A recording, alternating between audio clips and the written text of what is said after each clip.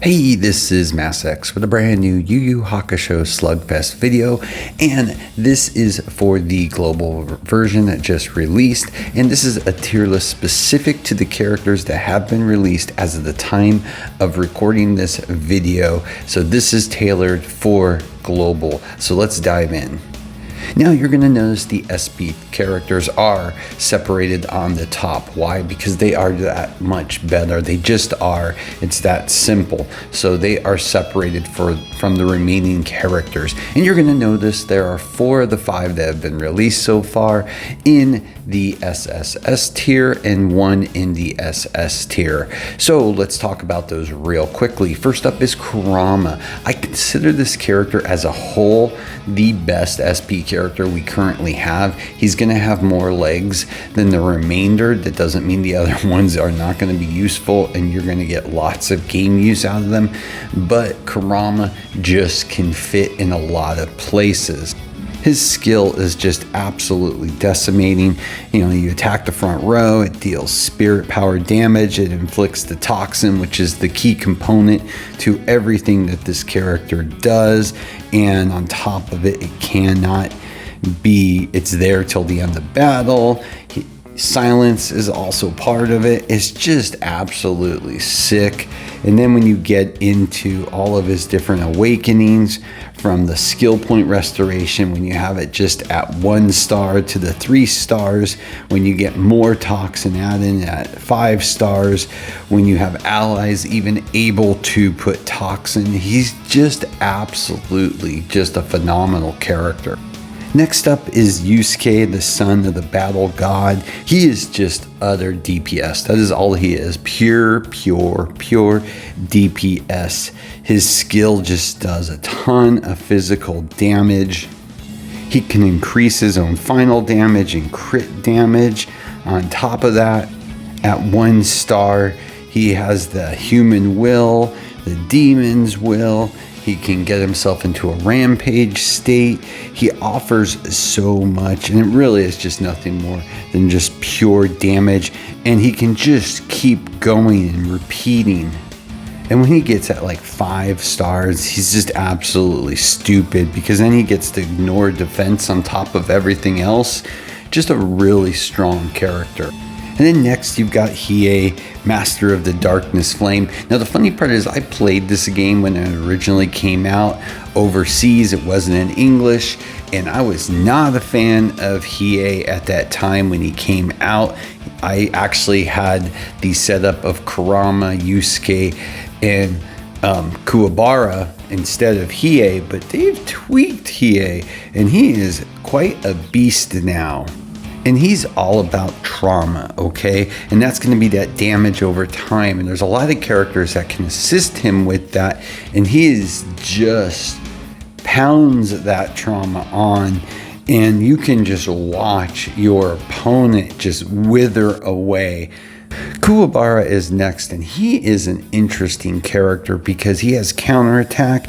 And on top of that, when you get him fully up to 5 stars, he puts out for the first 3 turns shields on your opponent that renew at each turn start, and they can absorb 20% of HP. And on top of that, it adds a reflect bonus of 15%. So what happens is, not only is he counterattacking, everybody is reflecting back damage and taking less damage, and he just allows your team to punish your opponent. And last for our SP characters is, of course, Genkai. Now, Genkai is not bad at all. Do not get me wrong. She has the ability to confuse your opponent, which just makes that incredibly useful. And on top of that, she has her Spirit Wave Orb. She has the ability to build up and give a hit that is just crazy strong, and she has damage reduction that she can provide. She's a good character. She's just not quite to the level of the other 4, and you would find, because of the limitation of only 3 to a team, you know, it'd be one thing if you could have as many SP as you want, but you don't. So she just kind of falls down because of that. Now, getting away from the SP characters, there are a lot of really good characters in this game, and one of my personal favorite characters from the manga and anime, of course, is Jin, and he is a phenomenal SSR. He can give trauma, which is incredibly helpful, plays nicely with Hiei.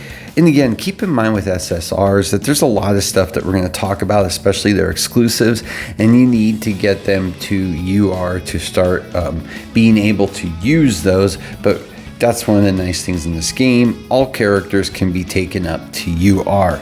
But in Jin's case, he is just freaking great.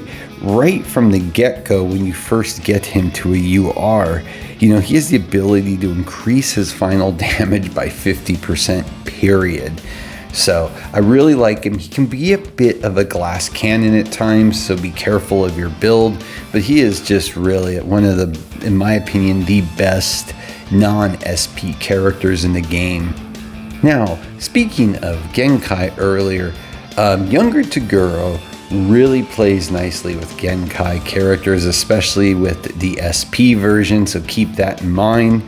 But this character is really phenomenal. He can actually punish teams that use Kuwabara, SP, or any reflect characters because he takes 35% less reflection damage. He can clear HP restoration on characters that he hit. He's just a powerhouse, and like I said, works really well with Genkai in particular. So you can make some really interesting teams with him. He's an incredibly versatile and strong character.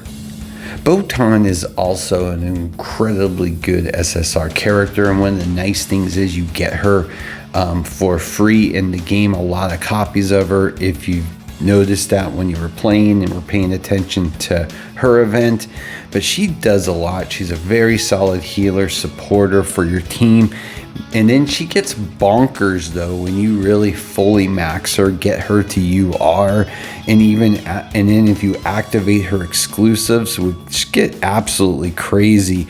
Her exclusive boosts her healing by 42% and an extra 50% of healing to the character that has the least HP, and then she also has the ability to bring characters back as long as she has 30% or more HP, which becomes game changing at certain points of the game. The point is, she is really a solid character. I really didn't want this video to go on forever, and I've barely scratched the surface. So I may push a little further without talking about these characters unless I want to say something, because people may question why they are there. So next up is the Kurama Crimson Rose, another great character. Toya is next. Now he's in here because of his Frozen, his Frostbite, which starts to break down your opponent's characters with lowering their defense and resistance, and it can stack up to 10 times, which is crazy. If you can get 100% minus defense on your opponent, that's absolutely sick. And of course, Frozen, you can expect your opponent's not going to be able to do anything. Really great character. Kurako Sato is next, and he's just a really good pinpoint attacker for you, and he focuses on the back line, just really good. Koema is another solid healer, really works best with the team you would expect, so with Yusuke, etc., and all them, so keep that in mind. Sensui is really a good character when it comes to manipulating your other characters. At Fully Awaken, he has the ability of, dispelling debuffs and reducing final damage and debuff resistance, and he can stack this and it doesn't come off your characters, and it becomes pretty crazy. And then on top of it, he can make healing and buff effects inactive. Just a really cool character. Shishi is another counter-attacker, so when you pair him up with other counter-attackers, he can be really good with those types of teams. So keep that in mind. If that's a team focus that you're thinking of doing, you might want to consider Shishi. The SSR Kuwabara is another really good character. When you get into his exclusive skills, when you fully push him all the way on UR, he can get really crazy and can even recover up to 300 skill points with resisting characters. Just a very solid character. Next, there's Dr. Ichigachi, as well as Risho's next. And those two characters I absolutely loved. I watched somebody absolutely abuse Rishu when I played in the prior version when it first came out like a year ago. And again, you have to really put a lot of investment into Risho, but when you do, he literally turns into a freaking wall and is almost impossible to get off the field. Just a fun character and very frustrating for your opponent. We're already at 11 minutes, so you can see who the remainder of the characters are. But again, these are the I would consider the top tier of non-SP characters. And going from there, you can see my A tier and my B tier. So to me, my S tier that you saw before for non-SP characters and the A tier would be the ones I would focus on first. Now, it doesn't mean you could not use some of the other ones in the B tier or C tier that you can see here. But because resource management in this game is so important, I would hesitate from really using anyone in C tier at all.